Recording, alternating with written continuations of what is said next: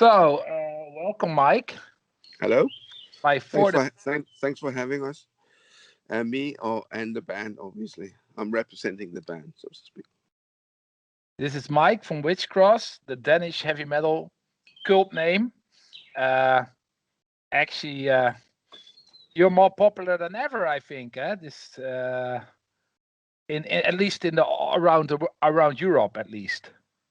I think when we sort of reformed, we didn't know that people sort of knew about the band in the way they Hmm. did, and Yeah.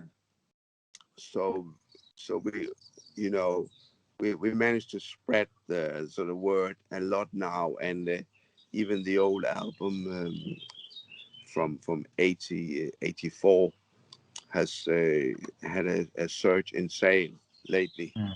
First, first it was with Hell's Headbangers in America. Yeah. Then, due to postal charges going up so much, people had a hard time getting it in Europe.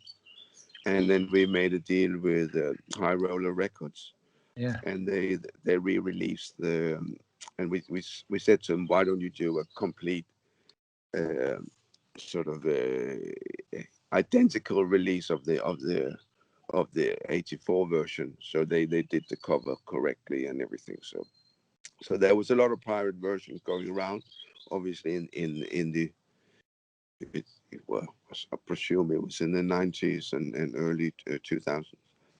And then when we made the deal with the Hell's Headbangers Yeah. in 10 or 11, Yeah. then it became more official, and we had more control of the releases, and we got a small percentage in terms of money, so which was quite nice, so yeah, so it's a great thing. Because I want to talk a little bit later. I had planned a question about this whole revival of Scandinavian heavy metal bands who became popular, more popular in these days with the YouTube youth. Actually, I think it's a really good thing for you guys Yeah. because. But I want to skip that for later because. But I really want to know about that later because I'm very curious about that because I see everywhere the youth 20, 25-year-old kids with witchcross and heavy load. It's became very popular. Well, let's skip this for later because I want to talk larger about it. First, I want to go big to the very first steps of the band, actually, because you when do you formed? Actually, that's my first question. Well, the band was sort of it was an offspring of an old band that was called Blood Eagle, Yeah. which was and there's been a bit of confusion because some people had put out that Blood Eagle did demos which we sort of didn't really do. Uh So huh. if you hear the early stuff, Satan's Child and stuff, that's all Witchcross. But it has been labeled as Blood Eagle, Night Wind, and tracks like that is actually Witchcross early days. So what happened was the Blood Eagle was more influenced by Deep Purple, I would say, Yeah. and Uriah Heep and stuff. So we had a keyboard player, Okay. Cool. and then at one point the drummer left the band, Yeah. and then at the same time the keyboard player left, and me and the bass player and also Alex Savage, we sort of we were quite into all the Aussie stuff and the sax, and then Iron Maiden came along, and then so we wanted to go more that direction, and the keyboard player decided it wasn't for him. So then that's when we started Witchcross. So I would without putting an exact date on it, it was sort of 79, 80, I would say. Oh, cool. Yeah. So you were one of the first in Denmark who played heavy metal. Well, I mean, you had Brats, which became a Merciful Fate. They were already happening, and there was a few other bands. But the first bands we sort of became aware of in 82 were few of the Copenhagen bands, obviously Merciful Fate, and then Pretty Mates were sort of milling around in another part of the country as well. Okay. And I think we sort of there was a little bit of an interest in the Danish magazines in the very early 80s for a few bands. But I mean, a lot of people don't understand that when you don't have the internet, it's very hard to know what's going on Yeah. outside outside Yeah. your hometown, or even in Copenhagen, because you would only find out if it's on the radio or in a magazine somewhere. Yeah. And even the sort of metal magazines were back then, as you probably know, it was a bit more difficult to communicate because it had to be in the form of a letter or possibly a phone call. But so we used to get small reviews, basically on the back of some of the early demo tapes, and then later on the single, which came out in '83, Uh-huh. and finally the album. So it was all a matter of just sending handwriting letters to people in Brazil or Spain or wherever they were, Italy, and then Holland. Holland was a big place for us Yeah. Okay. Cool. in the early years. Yeah. So that's great to hear because it was a little bit before my time. Of course, I listened to heavy metal since mid '80s, but it was more the well-known bands: Iron Maiden, Judas Priest, Slayer, Anthrax. So I wasn't familiar with Witchcross in '84, to be honest. No, no. But there were people in those days in Holland who already discovered you. Yeah, I That's think cool. Holland was probably the place where, I mean, obviously we signing to Roadrunner Records, it made That's the sense to the- go yeah to that ah Holland. I mean, they signed a lot of Danish band. yeah. So on the back of Merciful Fate, they had a bit of an interest in Danish band, Mhm.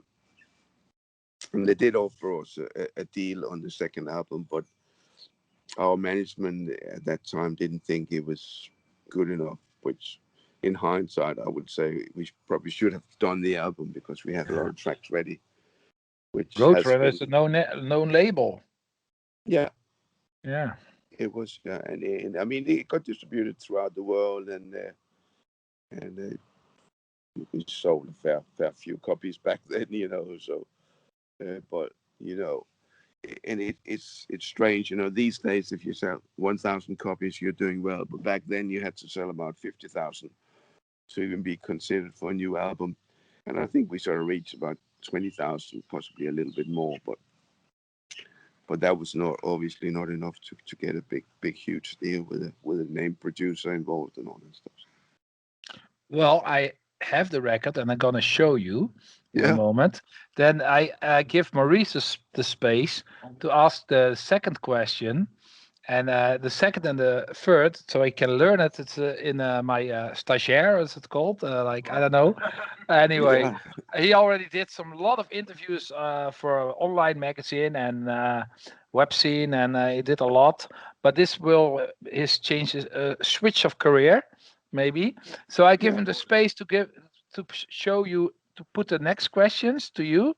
That's Yeah, these two questions, and then brilliant. I take my Witchcross collection to show you. Okay. Okay, brilliant. Thanks. Okay. Much Okay. appreciated. Yeah, you can take it over. Okay, cool.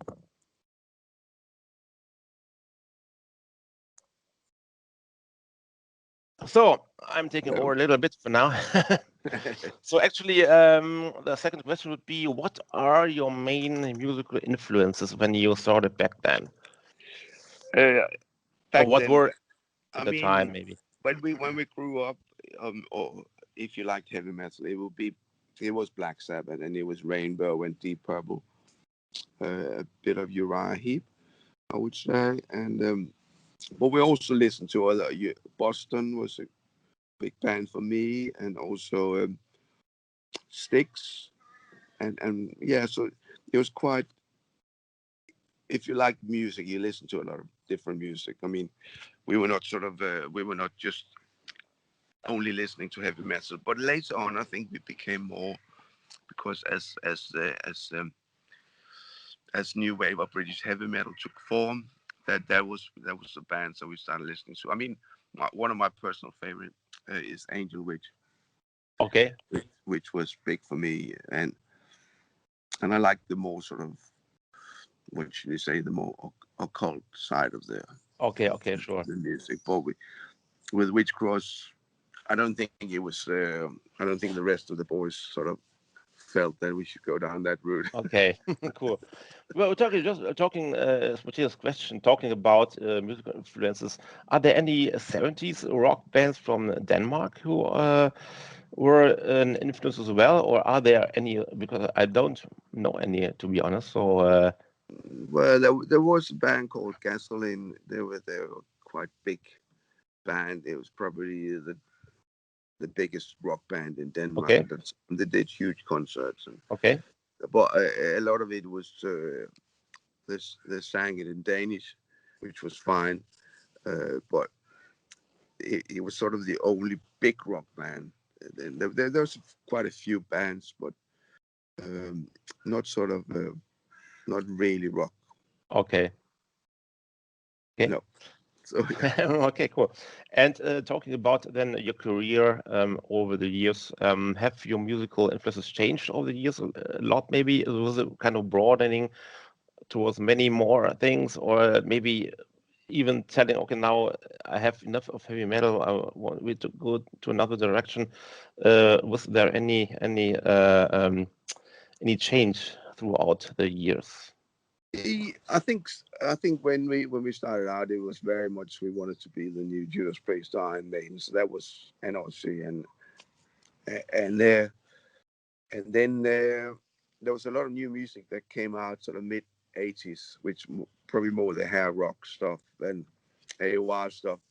And I kind of liked that because I always liked the sort of different aspects of production, and they seem to open up the sound a little bit more, so to speak. So it's sort of I kind of like listening to that. A lot of the Canadian rock bands, Loverboy and all that Okay, stuff. yeah, of course, I I will kind of do. like that sort of. It was a bit lighter than the metal stuff, but back then Witchcross wasn't particularly heavy. I mean, we were more like we have always been like a party band, Witchcross. We always wanted to have a good time with the audience. We always wanted to bring joy to the people. We were not like creating that dark atmosphere Okay. like some bands did back then. But I mean, so I suppose the whole Saxon vibe and the Iron Maiden was they were playing rough music, heavy music, but you can see there was still a lot of joy there. People enjoyed themselves. Of course. So yeah, I think. And then when we split Witchcross, so yeah, my music changed quite a bit. I always liked rock, and I still do to this day.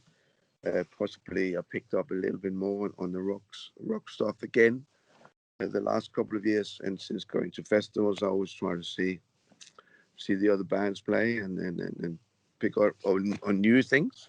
Yeah. So one of my favorite bands is Opeth from Sweden. All right. Cool.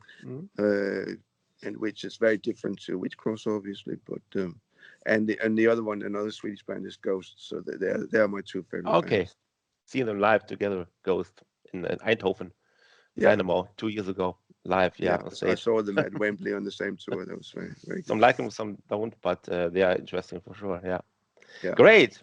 So thank you for a quick chat in between. Now I'll leave it up Next to question. you Yeah, again. Yeah. can another Okay, and one more, and then he shows you the real holy grail of Witchcross. He has it all. Actually, I'm talking about the lyrics again. What are the main subjects in the lyrics, and would you say you have an overall message you want to spread to the fans, lyric-wise? Well, our message to the fan is just to be yourself and have a good time. But I mean, the lyrics on the album is very traditional heavy metal songs. It's about warriors. It's about the dark element. It's a lot about death, especially on this album. That's why it's called Angel of Death. Okay. So and so we haven't sort of taken a direction where we sort of it's not political. It's not the only thing we don't write about is love. I mean, which is Enough bands do it. because we think it's been done a lot, you know, and there's nothing wrong with it, but it's just we haven't touched that subject as such. Sometimes we draw on personal experiences, and then we convert that into a metal setting, so to speak. So it could be if you go into a hard time, you know, you're riding with the devil on the back, and you know, so stuff like that, you know, so you can sort of turn it into something that works well as a lyric for a song. And we also like to sort of have the idea for the lyrics quite early on in the whole writing process, because that could sort of take the music in a certain direction. Okay, cool. Wow. Yeah. Good. Perfect. Marco, we switch Well again. done. Thanks so much. Talk to you later. Yeah. I'm still Nice here. to meet you. Bye-bye.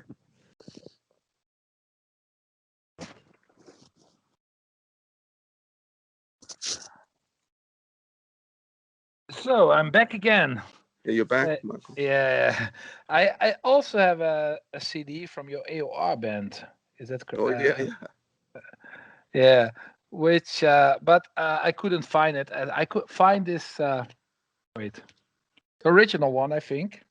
Yes. I mean, if it's not on High Rollers, it's on original. Yeah. Yeah, yeah. That's the one. And in perfect condition, you see.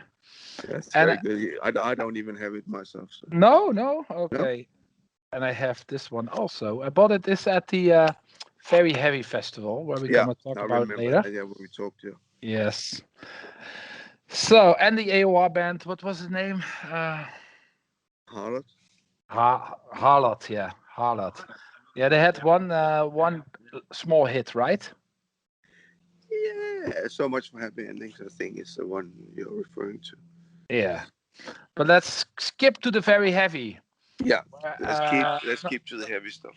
yes, I've seen you at the Very Heavy Festival in the Netherlands, and you really nailed the place. I really liked it. But why did not all members take part of the reunion?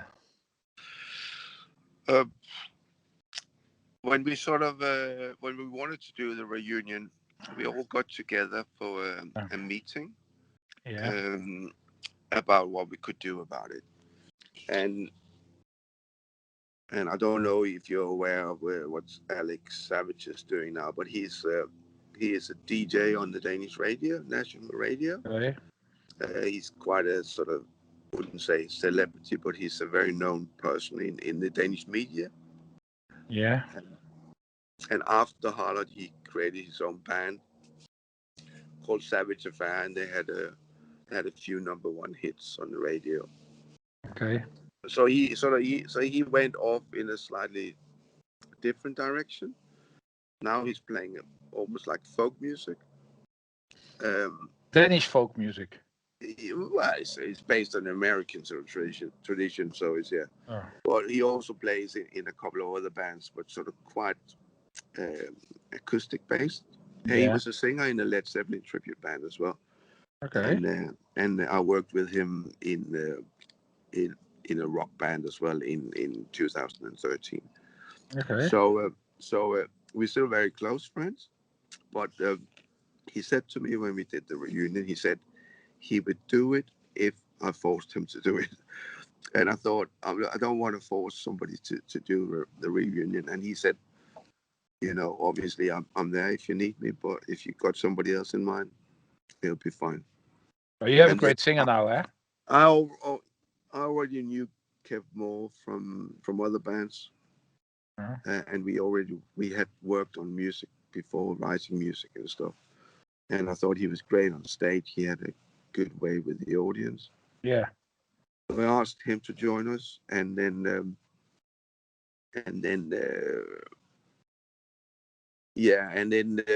we sort of we were a bit struck with the guitar player, and so 2 weeks before we went to to play in Keep It True. Keep It True in Germany. Yeah, Yeah. in 2012. We had to get some replacement guitar player in, which was Paul, who's now in the band. Yeah. He accepted. He was gonna come with us to help out as a roadie, but then he ended up being the guitar player. So Oh, okay. he had 2 weeks to learn the songs. And to be honest, we had one rehearsal before Keep It True. All of Only us, one. Only one. only one rehearsal. You were there, Keep It True, Witch Cross, Not that 2012? either. Not that. No, he wasn't there either. But it was a good. You liked the gig at Keep It True? Was it good for It was you? amazing. Yeah, no, it was really good. I Yeah. mean, obviously that was the first one we did um, as a reformed band, and we didn't Yeah. know what to expect. We went on about 2:30 in the afternoon, and thought, oh no, this is just going to be relaxed. But everybody was sort of singing along, and it went really well. And we finished the set with Fit the with fire. the huh? Fit the fire. No, we did finish with the Demon in the Mirror, which was Yeah. from the last album, Axe to Grind, just to check if people would like to hear some new stuff. And by the time we hit the second chorus, everybody was singing along, so we knew we sort of could sort of develop the band and produce a new record then. So that was yeah, it was a great experience. And afterwards, when you meet people, they come up and have stuff signed. Yeah. Um, yeah, it was just amazing, really. Because now I cannot wait anymore with this question. It was for much later on the schedule, but we go there now because Keep It True, uh, Heavy Metal Mania. No, Heavy Metal Maniacs also played, huh? Yeah, yeah, yeah. Yeah, yeah, and then Very Heavy. I think there's in the first place I'm a little bit older. We also all a bit older. We grew up with the no names at the time because there was no internet. Iron Yeah. Maiden, Judas Priest. Of course, we knew some of the underground, but not like the youth today. And it's very strange to see if I ask my old comrades from my own age, do you know Witchcross? They say no, But if you ask a 30-year-old maniac, yeah, Witchcross, they Yeah, all. true. It's very, very weird actually that these young people are more familiar with 80s bands than the old people because the old people stick to the bands they knew from back then, and the Yeah. youth is discovering by YouTube. What do you think about this whole revival? Because it seems a whole revival, especially in Germany and Sweden. You see a lot of kids like Witchcross, Heavy Load, Gotham City. Those bands seems very popular at the time. At this moment, are you happy with this obscure revival of Scandinavian metal? And it finally got the attention they deserved because only Europe was known. Yeah, no, I think so. I mean, it's I mean, obviously, that's why we're still playing today. Yeah. We're not doing it for money. There's certainly no money in music Hmm. on the level we are. But the joy we sort of experience when we are playing for people that appreciate it is Yeah. truly amazing. It's similar to what it was when we toured in Holland in '84. Yeah. We have a really good rapport with the audience, and it's just amazing. And to be fair, to have it's almost like a second wind or a second chance, to Yeah. It do seems so. something. Yeah. Obviously, there's that whole element there. How do you sort of how do you develop that a bit more? Because if Mm. it's only a niche thing, people still when we see them afterwards and when they buy the albums, they particularly just want to buy Fit for Fight or any obscure stuff rather than the new albums. But Yeah. we hope we can turn it around a little bit with this album, Hmm. and we might even be able to appeal to some of the people that sort of like different genres of heavy metal as well. So Yeah, but it brought you back. This whole YouTube and Metal Archives, it brought Witchcross back. So I'm always against internet, but it brought also something good, I think.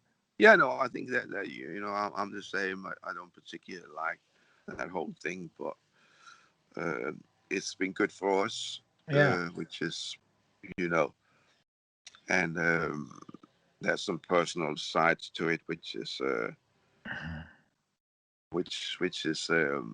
which has made a huge difference on some of the band members' lives. So I won't go into that in more details, but yeah, Yeah. we already lost a few of the close friends in the band, so we're happy we all sort of getting yeah, it's good to have something in your life, you know. Yeah, And, true. and for some people it's very important, you know. Yeah. Then I want to skip back to the attention they had you. It seems you had in Holland before my time. Yeah. But please tell me, you have some memories, special memories about the Netherlands, about aside the very heavy, because you can talk about that too. But about the 80s, was there a special moment in the 80s about Holland? I mean, Mm. you must imagine, you know, we came from just outside Copenhagen anyway, and when we did a gig, it was just one gig, to actually go on in a tour bus and drive through Europe and then play in Yeah. front of people that really they didn't only just like the music like we Yeah. used to go in Denmark. They went crazy. You know, we played at Eindhoven. Oh, the Dynamo Club. We playing at Groningen as well. Fear 45 or Okay, cool. 40. What's it? Fear 45? Yeah, I think it is. So and those venues. I mean, yeah, they was just amazing. Yeah. And we the only other time we played before we played outside Denmark was in Hamburg at the local club in Hamburg, Oh, in Hamburg. and that the local club was more like a punk venue. So Hmm. when we played that first, it was we weren't so well known, but the second time was really good, yeah, as Oh, well. nice. So we yeah, it was just the whole thing that you came to a country where people sort of they had a fanatic view of heavy metal to the extent that it was like it just blew you away. There's a Okay. lot of interest. There's interviews and stuff going on. Yeah. So we've met a lot of great people there, and so yeah, absolutely great. And obviously coming back to Holland to play heavy mania and heavy Yeah. metal mania, and then also very heavy with Hugo and the team Yeah. Hugo was Koch. yeah, that's been great. It's just surprisingly that a country that where metal was so big back in the 80s, I Mm. don't think it's big anymore. I don't Not know heavy. about it, No, it's big, but not heavy traditional but metal. it seems to be more Germany that's sort of kept the Yeah. clubs going and stuff. Obviously, Yeah. Germany is a bigger country, Big but scene in Germany. yeah, Yeah. big festivals in Germany, and Headbangers open air. yeah, we haven't played there Ah, unfortunately, but it's coming. they better call us now. Yeah. No. Well, you can do a request. Uh, Yeah, yeah. come on, About Paul. yes, yes. About this very heavy festival. When I was there, I even saw Metal Mike from Shock magazine. Oh He, yeah, wa- he was he I was at the met him. I concert. met him as well. Yeah, He was yeah, there. So probably it was also one of the guys who saw you back in Eindhoven back in 1984, yeah. Mike. Yeah. We met the guys from well, I think he used to work for Roadrunner as well at Keep It True. So That we was met a lot of Andre, the I think. people Yeah. from back then. So you know, it's been a great journey. Hmm. There's a few people still coming to the gigs that saw us back then, which is quite funny. Cool. Especially in Hamburg, I would say there was quite a few people showing up Oh, nice. with original albums and stuff. Great. So, and what were the best gigs in the old days you remember? the best thing, best gigs Yeah, I festivals? think for us personally, it would be playing at the Roskilde Festival, Oh wow! Oh, which which year? was, I think it must have been, it could have been 83, but I'm pretty sure it was 84. Roskilde. Oh, Roskilde, yeah. oh, big And the only festivals. reason why I highlight that is because it was sort of the first sort of Danish heavy metal band to play at Roskilde. Oh, Even Merciful Fate hadn't played there or anything. So it was quite big for us of to course. go on there, and it was just a great. I mean, people were so there was certainly an interest there, but it just the venues didn't like it. I think they were afraid of the heavy metal scene, Yeah, and then they sort of, oh no, we got this band, and like instead, why should we even bother about this heavy metal stuff, So yeah, I think that's what happened back then. And if you're a young band and you don't have any gigs, then yeah. it's very hard to keep the band together. You don't have a record deal, you don't have any gigs. You go like, what You are we get gonna do? lost. You Yeah, get lost. You get lost. Yeah. I mean it's different for us now. We can wait another 10 years to put out an album, which by the way we won't be doing. But No, there's a new because one, eh? There's a new well, one, eh? there's a new one now, but I mean I there'll be a saw it. new one next year, obviously. So or the end of next year, I think, if everything goes A well. high roller, right? We're on High Roller Records Yes, with I a new saw it. album. I saw it. So yeah, Still, yeah. I like to have it for writing a review for my web scene. So yeah, I saw yeah, that out. cool. Can talk about it later, but Yeah, yeah, we will do that for sure. But back in the day, you got signed by Roadrunner Records from Holland, yeah, the label who released all licensed bands like Slayer, everything, yeah. No, at it's like a major label back then in the 80s. yeah, it was, yeah. Yeah. How you get signed, and were you satisfied about what they did for you, or what was it? Was it okay for you? Well, I mean, we didn't get signed directly to Roadrunner. Yeah. We were signed by a Danish label Yeah. called Vision Music, and then they licensed the album to Roadrunner. That's what they often did. Yeah. Yeah. True. Yeah. So and obviously, they licensed it everywhere except for Scandinavia. Okay. That was they had the normal original press actually. Yeah. So, yeah. So I don't have the original one. I have not the Danish one. No, Oh. I only can buy it probably in Denmark somewhere for a high price, probably. I think so. Yeah. Yeah. Well, if you're really interested, I see what I can Uh, do. But yeah, no, as I yeah. said, I don't even have it anymore. So Okay, cool. And then now you're signed by High Roller Records in Germany. yeah. How do you feel about that? Oh, they're great. They're great. Yeah. The label. We did a compilation with them Yeah. about oh, some years ago. Yeah, it was called Fighting Back, where they Yeah. released all the tracks that was meant to be on the second album Yeah. back in the 80s. Yeah. So they did all the stuff that we had demoed to get the record deal, and we also found some obscure tracks that has had the old drummer from Merciful Fate was on it, Very cool.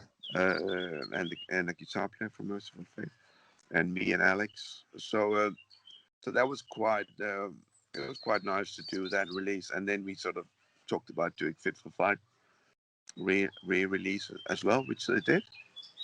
Um, and then when we sort of when we worked on the new album, we sort of approached them and said, "Would it be something for you?" Yeah. Because we liked the way they they were easy to deal with, and they are fans of the music, Yeah. of heavy metal music. They care about it Yeah. a lot. Stefan is a great guy. So so we sort of when they said, yeah, we would do this album, we were happy. We just wanted to do it, and Yeah. they've been fantastic. and also it gives us the opportunity to just be in control of all the elements. So we do all the artwork ourselves. We do the mastering, the mixing, and everything. So they just release it. Cool. Yeah, it's a popular label. They release a lot of great stuff, but also do many great reissues. And so, High Roller is, I think, one of the best in traditional metal reissues. And yeah, it's a great label. Yeah, well, we're all looking forward. Do you think it's easy to get do, outside Germany? You think it's good distributed? A very good distribution. Yeah. Yeah. You can obviously order it on the High Rollers website. The new album is called Angel of Death, and Yeah. it came out last Friday. So it's brand Yeah. new Yeah. on the 11th of June. So and you can also check it out on YouTube or on the Witchcross Facebook page. You can see the first track is called Phoenix Fire. Yeah. So yeah. So and so I think they have a very good distribution. So we sort of advise that people go to their local record store maybe and buy it there rather than order it online. But if they can't find it there, they can go to High Roller Records and order it there. They can also buy from the band directly, or No, we don't sell anymore. We did okay. that way back, but the postal charges have gone really up, Yeah. and we had a few incidents where, because we're not really set out to do it, where the vinyl got cracked and stuff, and Yeah, it's a problem. which is it's not a problem. We'll obviously send people another one, but it's so it's not, and it's time consuming as well. So we try not to do merchandise unless we are at a gig. That's a good thing. Yeah. And where and by who was the new album produced? And was there sort of certain inspiration during the recording of this new album? No, I mean it's a lot darker than the previous albums. So Mhm. so A lot darker. a lot darker, yeah. Yeah. There's a lot of different elements on it, so it's we have had really good reviews on it. It was produced by me How about you? in London, like the previous album in 2013, and I mean the problem with this band is, which is not a problem, but it's just the case. What it is that we're spread over in 4 different countries, so Yeah. we tend not to get together a lot unless we are doing gigs. Um, so the only time we sort of get to play songs or new ideas, if we're doing a tour, we'll try out a few new ideas. So mainly everything is recorded remotely. So I will go to Denmark and go in the studio with the boys and record the drums and the bass, and then the singer will come in the studio and sing and so on in London. Yeah. Yeah, so it's all it's just the way we work now, which is and it's also very cost conscious. It's a matter of cost basically. So we it'll be too expensive for all of us to sit in the studio somewhere and then try to work out these ideas. Yeah. So yeah. Well, and then but yeah, we already talked about the new album. It's called Angel of Death, right? Yeah, correct. Yeah. The 4th album, actually, from the band. Well, it's the 3rd one, to be honest. Wait, yeah, I thought 4th, but it's not. No, there's been quite a few sort of different compilations. So so and obviously High Rollers, they released one called Fighting Back, which Yeah. technically could be called the 3rd, but I that's basically the 2nd album, which never was released. Yeah. And it's similar to the release that was on that you have in the box set from Yeah. Hell's Headbangers. Yeah. You have all the old songs there, I see. sort of with Damn the Clan and Midnight Mob and all that stuff. Yes. So so yeah, I mean, for official releases, it's the third one. Yeah. Yeah, yeah. And then there's also something like, yeah. Wait a moment. What I because you broke up in around 86, 87, right? 86 was well. What happened was that me and Alex left the band in about Yeah. 85, and then Jan, who's still in the band, carried Yeah. on with a different singer and different members. I think while he had the replacement guitar player that was in the band when we left. So we sort of broke into two camps, so to speak, and then they lasted for another year, I think, and we played a few gigs. But are you because that was falling apart in two groups? Are you still in touch with all of the members of the old days? And yeah, how's the magic now between you guys? Is it all? Can you tell me a little bit about, or is Yeah, it no, I mean private? everybody is quite friendly still. Yeah. Uh, so what happened was when we did keep it true, we were three original members. We had the Yeah. original drummer from Fit for Fight, Yeah. and then well, Anders is a very busy man. Yeah. So he said he wouldn't have time to continue if we wanted the band to go on. And then we brought in Lars. His stage name was Tony Adams, but his real name is Lars, and he was basically the touring drummer that came to Holland with us back then. And he Yeah. also plays on all the later demos, the ones that were meant to be on the second album in the 80s. So he was to a certain extent an original 80s guy. Yeah. And then when we broke with him, we got Jesper in the band, who we have now since about 2014, I think. He's been in the band. Okay. So but we were still in contact. Yeah, Cole Hamilton communicated with him last week or over the weekend, and then Alex as well, and yeah. So everybody just seems to be happy with what's going on, and also because of the re-release of Fit for Fight over the years. Yeah. The original band still get some money coming in from that. So it's quite nice. Getting That's cool. 100 euros now and again. So it's like so that keeps us happy. So Cool. And but for you, it's we can talk about the old days, but we can also talk about the present. I want yeah, to ask you to introduce your new current lineup of the band. To yeah. So alongside me, we have Jan, Little yeah. John, Mhm. who's whom I've known since 76, I think. And we sort of started the band in the 80s, and he plays the bass.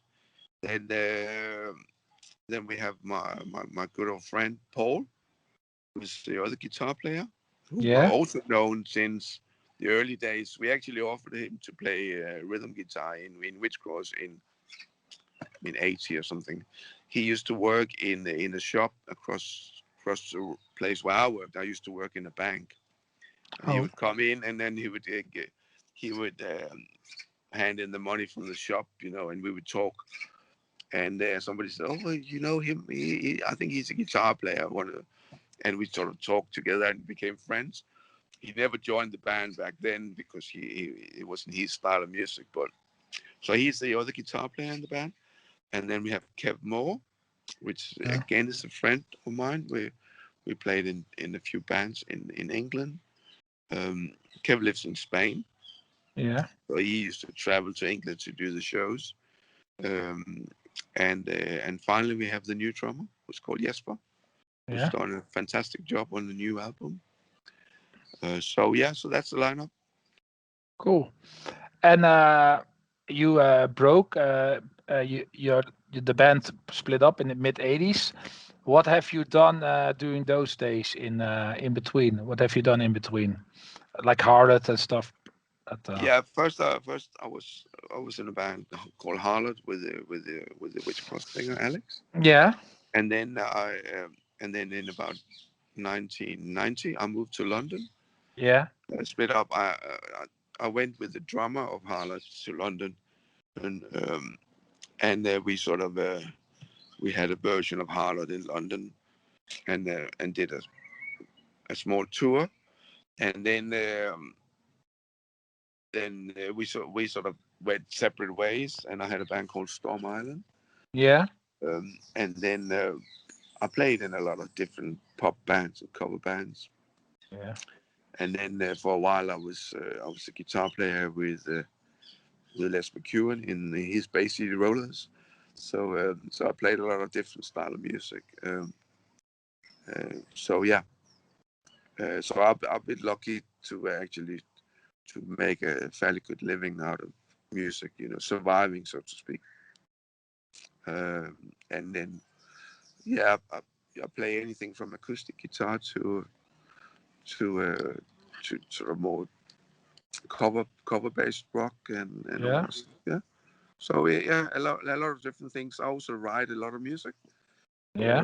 which is being used in radio and TV. So keeping myself busy.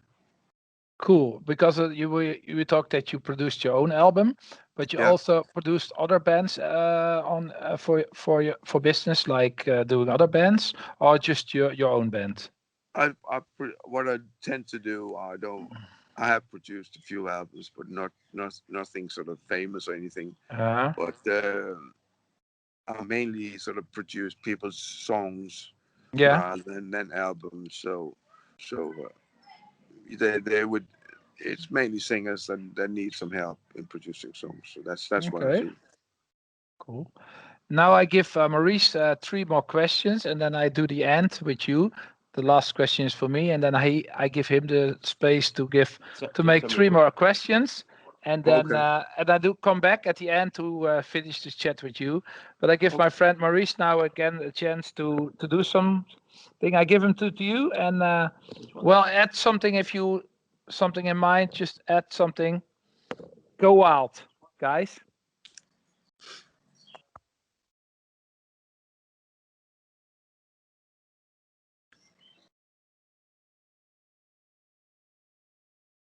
So here I'm back again. Thank you. Hello again, Maurice. All right. Amen.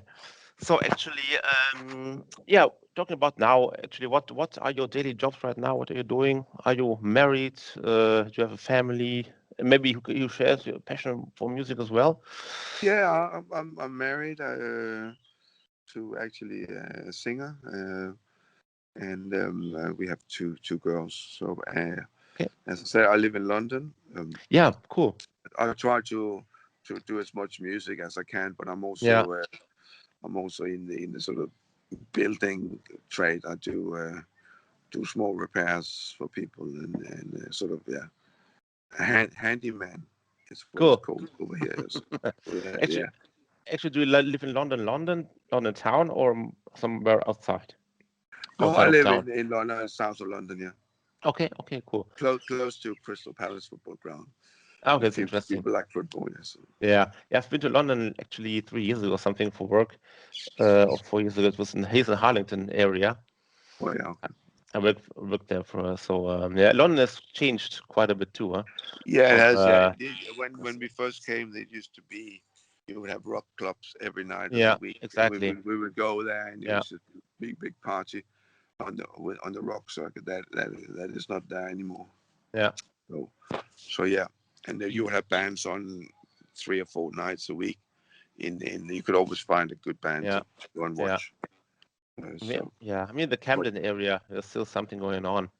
yeah, The Camden still, area, but I mean, it's definitely not the as much underground as it used world, to be. Yeah. for example. Yeah, but even before the pandemic, it's not because of the pandemic, but it was this development even starting a few years back already. Yeah, but Yeah, maybe absolutely. future will be something again. Let's see. Good.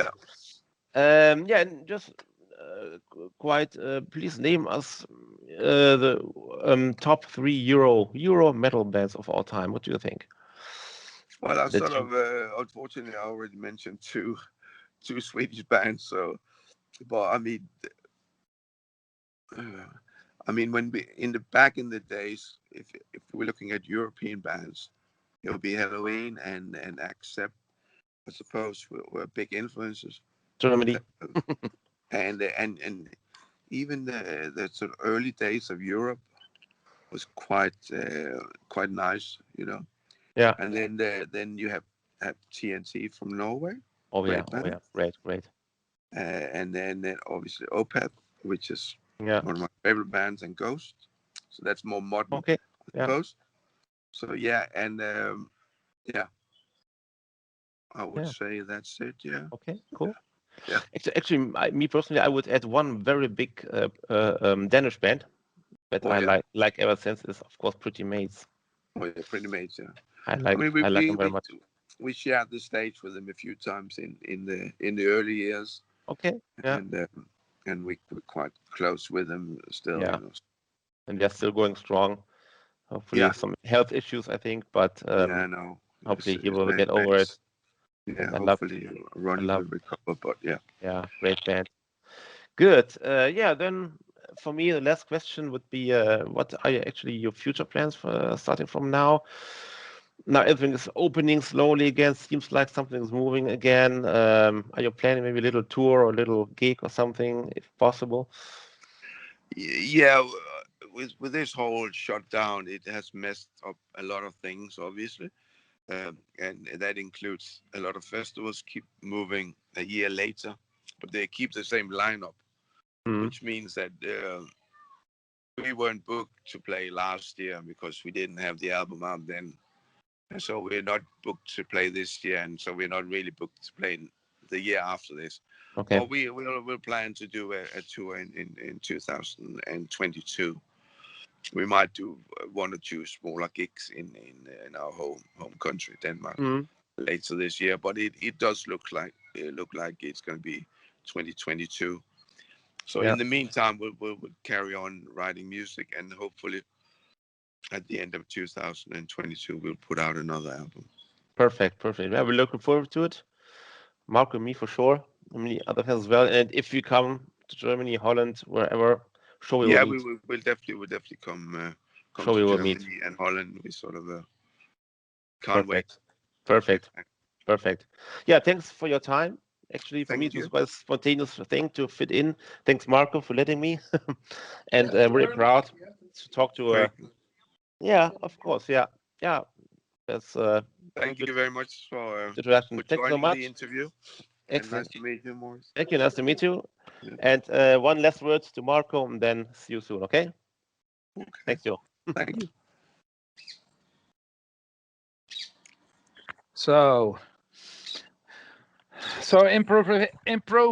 improvisation today with my friend Maurice. Yeah, that's Uh, great. yeah. So Well, it's for me, it's two for the price of one. yeah. No, it was Maurice did a lot of interviews, but I said you have to do a YouTube interviews because I stopped the printed mag I did back then, Yeah. and because it's very hard to sell these days printed Yeah. magazines. Yeah. It's like it has to be online now, doesn't it? I Yeah. mean, it's Yeah. imagine that. Yeah. And I have this easy also with online, but I don't like it so much. It's I don't cannot say that I don't like it because I have people have to read it, but I think YouTube is much cooler because it's like old Headbangers Ball, old TV shows like interviewing with the musicians, Yeah. Yeah. screen. No. It's more personal. Yeah. So, and I said to Maurice, yeah, we need to change. So this is 2021. Printed magazines are dead. And Yeah. even we want it so hardly, if we can sell them, it makes no sense to do it. No. No. No. So this is the new thing. So I hope Maurice can join for next interviews. And well, let's me finish with you. Thank you very much for the chat, Mike. Yeah. Thanks for having me, and it's a pleasure to be able to be allowed to speak about something we care so much about, and we hope people will go out, and when all this is over, to support a lot of bands, not only the Yeah. big bands but also the smaller bands. Yeah. Keep this music alive. I know a lot of people, they go to all these big festivals, Yeah. where they see a lot of bands for maybe one fee, but so they sort of tend to think, oh, we don't want to go to see 2 or 3 bands for 20 euros when we can go to Wacken for whatever that costs, and see Yeah. hundreds of bands. But it's quite important to actually keep supporting the smaller bands.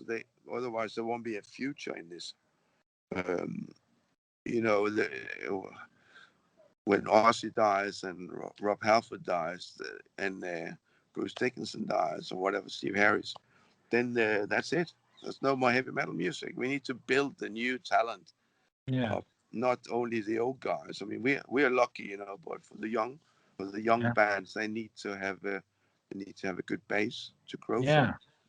from. And I've seen bands that are sort of up and coming, and they've been struggling for years to actually Yeah. reach a reasonable level.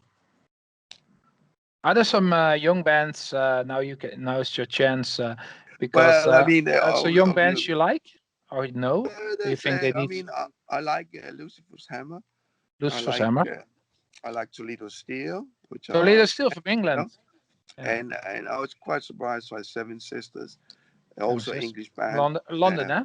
Yeah, and London there's band. if you like sort of more death metal and stuff, there's a lot of doom metal. There's a lot of bands from Denmark which are coming forward.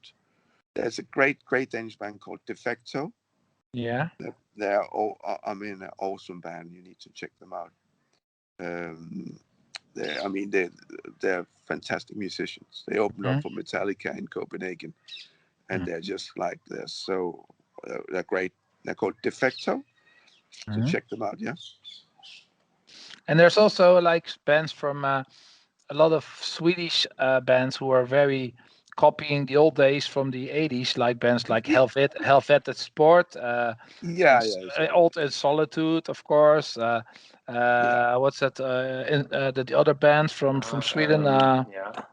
just the more Merciful Fate kind of band. What's the name of them? Yeah, I know what you mean. Yeah, but these in Sweden though I saw a lot of bands. I am Forcer, of course, from Sweden, but also Yeah. these are the young generation. I think it's what you're saying. It's important Yeah. because if the gods died, you need new fresh. If you like heavy metal, what do we give the new boys a chance? They play Yeah. the music, the great Absolutely. music like back Absolutely. Yeah. then. That's what we gotta do. Yeah. So. Oh So, well. but yeah, but thanks for having me, and and uh, and thanks for the support, Marco. No, no, you're welcome. Thank you also very much for the chat.